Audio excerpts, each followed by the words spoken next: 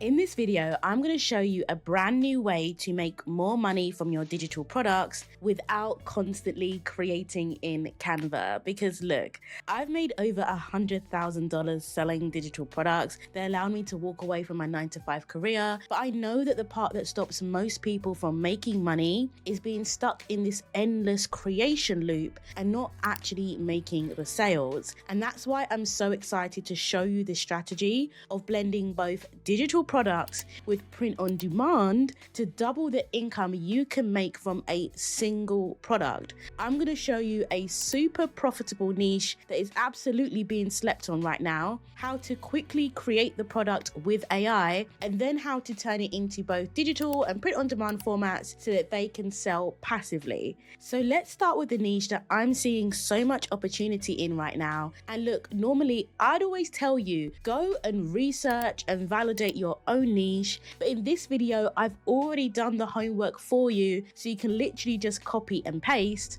and that niche is children's books. Demand is blowing up for this, and they're perfect for this strategy of combining digital products with print on demand to make more money from the same product. Now you might be thinking, okay Rochelle, why children's books? Okay, and here's why: because I did my research. The people are sleeping on the opportunity in this niche. There's actually a ton of demand for children's books, and you can see in the searches that people are actively looking for this. And the reason why so much of this profit is being left on the table is because the actual content that people are creating for children's books is generic and boring, okay? And we know that generic digital products, they don't sell anymore, okay? That was in 2020. We now need to make money now, and to do that, our product needs to be specific. So how do we create this children's book that is super specific? Well, it's actually quite simple. First of all, we think about the problems that our audience is having, right? And this is parents. What are their motivations for buying? And so this is what we need to think about. Parents aren't just looking for a children's book. They can go anywhere for that, right? They're looking for books that actually reflect their reality and the thing that they want to teach or help their children with, okay? So here's some of the examples that I already researched for you. One is a mixed heritage children's books. This helps children with identity, right? And so the angle could be something like, okay, why does my hair look different to my family, right? And why is that still beautiful? Another angle that I found was a bedtime book for anxious children. This could be designed to help with the problem of like nighttime anxiety, fear of the dark, anything around that, super important. And here's an idea I actually also had for a friend, and it literally gave me goosebumps, right? Because I know how many people that this will help. And that is a children's book that explains divorce, two-parent homes, right? Imagine how many people, not just kids, but also adults, they're going through this worst period of their lives, separation or divorce, right? And how they can teach their children about it. That, my friends, is how you can take a very generic niche like children's books and turn it into a highly profitable product, okay? So how do we take an idea like this and actually work smarter, not harder, to monetize it? Well, we use this strategy that right now I'm just calling it the 2-for-1 product hack, because honestly, I have no better name for it right now, but it literally does what it says on the tin. So here's an example I found using Everbee research, and a little bit more on this research hack later.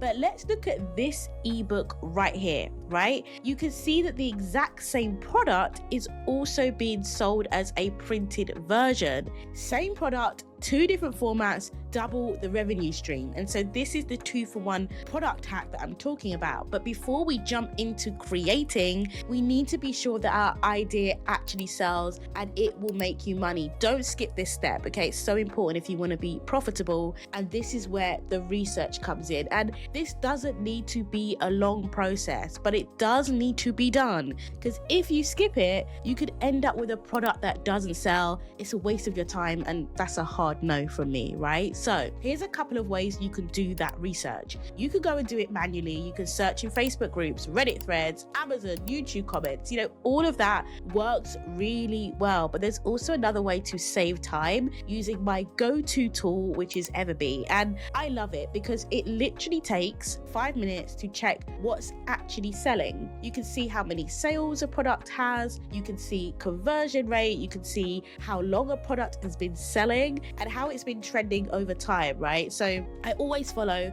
a really simple 3-step process. I go to Etsy, and this is only for research purposes. We are not selling on Etsy, but I go there to research. I search keywords relating to the product, and I'm looking for similar things that appeal to the same audience. It doesn't have to be the exact same topic or the exact same format, but similar enough that it confirms that people are buying solutions in that niche, right? I then open the Everbee Chrome extension and I check, is it actually making sales? And that is how we validate. That's one way to validate. It's really, really, really effective. I'll leave a link to Everbee down in the description so you can check it out. They always have a free trial so you can try it for yourself. Okay, so we've validated it's time to create, and we are not going to spend weeks in Canva creating. No. We are going to use AI to do this ridiculously quick, because remember, we're working smarter, not harder. So let's do this together live.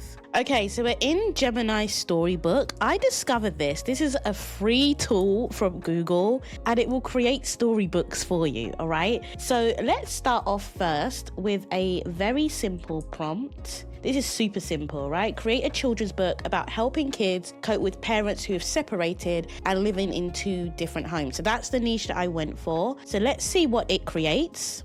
Okay, so here are the results. Plus, don't be alarmed if this takes a while, right? I just went off and made a cup of tea. It was taking so long. But here we've got it, right? And it's created the children's book. It's telling a story in the book. It's got some really nice visuals. I mean, this is pretty good, given that it created it from one super simple prompt. But you know me, I love my digital products to be the best possible version. So I'm actually now going to use a longer prompt. I use ChatGPT to help me create this prompt, and I do have it inside my AI prompts database below, so I'll leave the link. Okay, so let's see what happens when we put in a much more detailed prompt. And while it's loading, actually, I'll just talk you through the prompt, right? So I've been more specific on how many pages. I've talked about who the target reader is. So I've said it's specifically for children's 4 to 7. And I've just given it some themes to focus on. Stuff like normalizing having 2 homes, helping children feel loved and safe. And I've also described the main character, right? The routines it should show. And so this is just an example. If you're a bit more detailed with AI,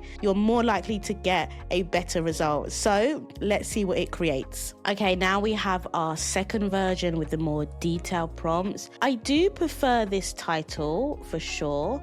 Let's see what the first one was. A golden thread between us. So that's a little bit like, what is that? But a heart with 2 porches, like that's way easier for kids to understand. It tells the story. It's got like the mum, and I like this better. I like the visuals better. It's personal opinion. So play around with your prompt until you're happy with it. But the point is, we've literally just created a digital product in less than 5 minutes. We have our digital version now. Let me show you how to put this on Printify so you can also sell it through print on demand. Okay, so the first thing we're going to do is download our story button. We're going to click the little download button. I've already done mine, and then you're going to make sure that you have it in your download. So there is my storybook. Now, my favorite platform to do this is Printify, because it allows you to sell things like a storybook. You can select your print providers based on where you are located, and you can design it completely to your liking. You can choose your page thickness, you can choose the quality, you can upload the designs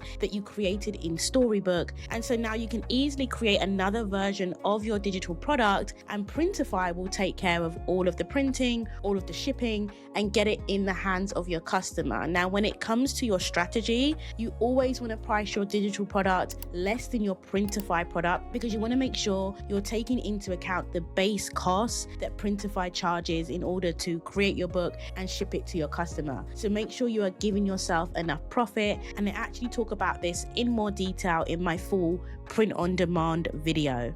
Okay, so now you have your product, you've created it in 2 formats. The next question is, where do you actually sell it? And there are a lot of options out there, which is why it's so confusing. Do you sell on Standstore? Do you sell on Etsy? Do you sell on Shopify? Honestly, you can make any of the platforms work, but when it comes to this strategy with using a print-on-demand format, there is really only 2 options that I can genuinely recommend to you as a beginner who doesn't want to spend loads of time or loads of money. The first is Shopify.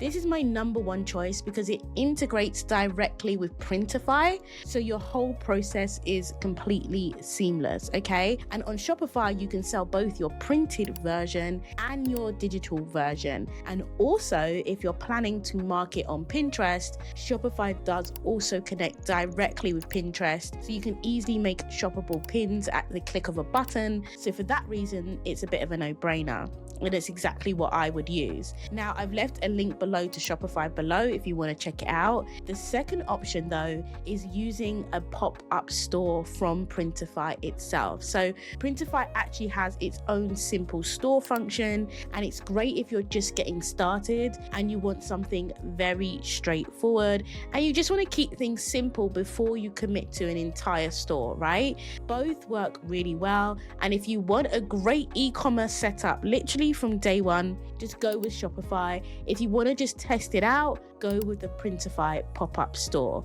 But most importantly, at this point, you need to give yourself a massive pat on the back, because now not only do you have a product that you can sell as a digital product, you can also sell it as a print-on-demand product as well.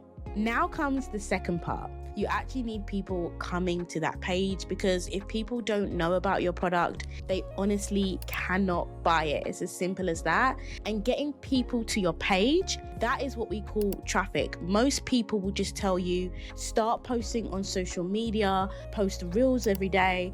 And yeah, sure, you could do that, right? You could post on social media, you can do all of that, or you could just use the strategy that I use, where I drive traffic to all of my digital products using YouTube and Pinterest without constantly posting on social media. So if that sounds like something that you want, watch the next video on your screen where I break down exactly how I market my digital products without social media. I'll see you there.